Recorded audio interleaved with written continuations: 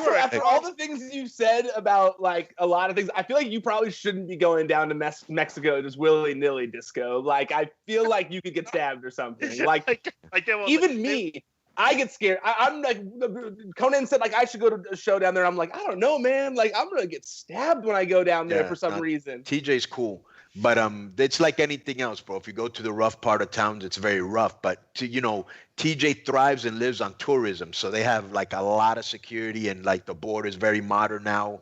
It ain't like the old days. It used to be really dangerous to cross that fucking border. Yeah, I guess I'm also more thinking of like Juarez, where like, 'cause I had family that lived in Juarez for a long time, and they all were like, no, we're out of there, we're leaving, we're not living in Juarez. Juarez is very dangerous. Juarez is very dangerous. Yes. Yeah, I remember that's where I first saw heroin, and when I was like 13, was in Juarez. I got to go to Juarez by myself and like stay with my family, and I was like, whoa, this place is crazy. For a while, TJ was very, very dangerous. Like in 2008, was very, very dangerous, especially in the clubs, which is where I hung out. There were shootings all the time, and it was. I remember. But TJ is real cool right now. But Juarez is still very. Laredo, Texas, another border town that's very dangerous. Well, that's good to know that TJ's better now. Because, I remember when all those shootings were going on, and I was like, all right, well. And there was like, I remember a lot of people were getting abducted too. And I was like, well, probably shouldn't go party in TJ anymore. Because I used to go party down there, get some tacos at the border. On Revolution Street? Yeah. Oh, yeah. That's some fun memories. How old are you now, Ryan? 32. 32. Yeah. So when you started in TMZ, how old were you? I was about, that was like 10 years ago now. So I was like 22. Wow. Yeah. Because I started there I was like still going to school. Like because I worked for my dad for a good little bit because he has his own production company, and I was working for one of his shows, and then I shared an office with a guy, and he started working at TMZ, and I went back to school because we didn't have a TV show that we were working on with my dad. And then when he started working at TMZ, he got me in there, and then I was there, and then I was there for 7 years. So let me ask you something that I've kind of noticed. Hey, this is Merry Christmas, everybody, but I gotta go. I gotta go get ready for work. Cool. All right. Nice, good talking, Ryan. Hey, nice see you guys. Merry Christmas, everybody, and Happy New Year. Merry Christmas. Right. Merry Christmas. So let me ask you another question. What so wrestling, you've been a wrestling fan, and then you were kind of like in the Hollywood scene, if you will, by being in TMZ. I kind of feel that from 10 years ago to today, wrestling, even though it may not look so in the ratings, and of course we're alluding to Raw, but it almost seems like wrestling has more mainstream appeal than ever before. Am I incorrect in that or no? Oh no, you're totally correct. That's why I laugh so much when people put when they stress so hard about the ratings and stuff. Right. When I started at TMZ, dude, I remember, dude, one of the very first wrestling stories they wanted me to work on was about someone dying. It was when Umaga passed away, and it was like, hey, we don't know anything about this. Can you help us out? And I was like, yeah. And then, I helped them out with the story. And then the next day I was like, well, can I work on wrestling stories? And they were like, well, we only care about wrestling if someone dies. That was really the only time they cared. And then I had to fight. And I honestly, I don't want to toot my own horn or anything, but I was one of the people in mainstream media that was really pushing for wrestling at the time. And I do think that the TMZ upping their coverage and WWE getting bigger deals and becoming more PC and all that kind of stuff. Yeah, I do think it did help raise the awareness. Plus another thing, think about this: the Hulk Hogan reality show, the Divas show. Now Miz has his show. All those things, kind of helps. John Cena and all these fucking great movies, all the movies he's been in, he's actually been very good at. Trainwreck and everything he's been in.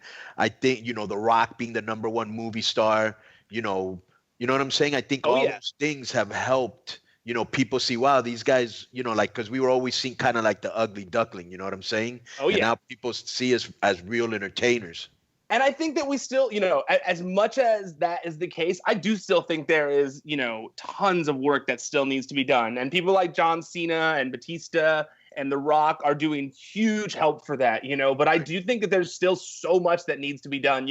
My site was bought by a bigger company a few months ago, and it's a website called Collider.com, and they cover movie news and television news, and even there, there's a whole group of people who thumb their nose at wrestling. It was on one of their shows where they look down on it, and it's it was a reminder to me that there is still a lot of work that needs to be done to help kind of change that mindset. But then at the same time, I'm not blind to the fact that, there are things that WWE does that shoot themselves in the foot before they get there, like Crown Jewel or things like that, But bro, you can't get any cooler than two things to me. Like, to me, pop music, hip hop, R&B, like that's what's usually has their finger on what's cool. Yep. So when you have somebody, do you know who Bad Bunny is? Oh yeah. When you have somebody as huge, and I mean he's mega huge in the Hispanic community, and he's but he's humongous. When you have him mentoring in a humongous song like I Like It Like That with Cardi B and J Balvin and Eddie Guerrero, Viva la Raza. And when you have Migos coming out with a song called Ric Flair Drip, and Ric Flair's in it. And then when you have Bad Bunny make another incredible song called Chambea, and Ric Flair's in it. Like, that kind of tells you, how cool these guys that kind of set what's cool think about wrestling. Do you know what I'm saying? Oh, yeah. And, to further that, I think that, I think the reason it happens is, a lot of people who were, when I was a kid, wrestling was huge. When you were in WCW, like, wrestling was there was no one who really looked down on wrestling because it was one of the most popular things in television and pop culture. It was like a huge phenomenon, We were making pop culture. I mean, hell yeah. The Rock and DX, that was part of pop culture. Absolutely. And I think that, a lot of people who were my age then are now in positions of power or are, they're culture makers or they're part of the influence, and I think that we all did grow up on that. And so those kind of things come around. Even in entertainment, you'll see 20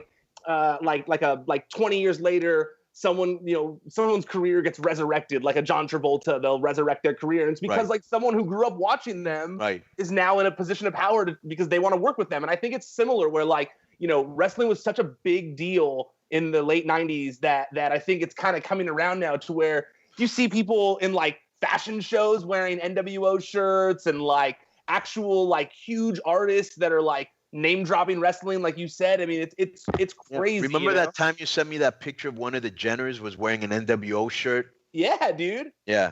And you're right, bro, because even when I go to Mexico, because Mexico, I had a way bigger name than I did here in the US, but when I'm in Mexico and I'll go to anytime I go to a network to do promos or something like that, I'll have producers of really big shows, and they'll come up to me and they'll remember certain things and certain sayings. And I've even had a couple of them ask me if I wanted to work with them in some big projects, but I just haven't had the time. So you're correct. I think a lot of these young cats that grew up watching us in the US and Mexico, it's their way of work. Now that they can work with these guys, they're paying homage to them and saying, hey man, I want to work with this guy. You know what I'm saying? Yep. And then to further your point about it being, covered more in the media, I do think that, and only from experience, that a lot of the major mainstream media publications at first will thumb their nose at the idea of wrestling content. But then,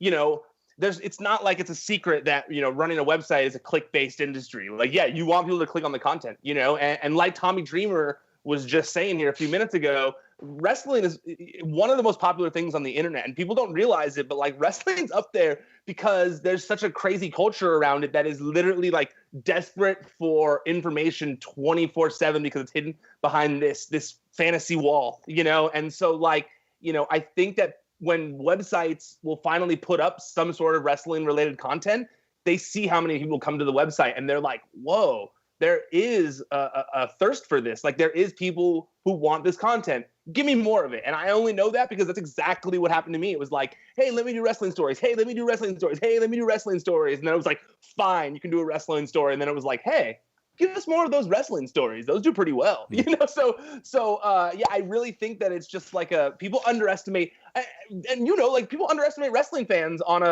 all forever. They always underestimate wrestling fans. People don't realize that wrestling fans pay money for things still. A lot of movie going audiences don't pay for movies anymore. They stay home.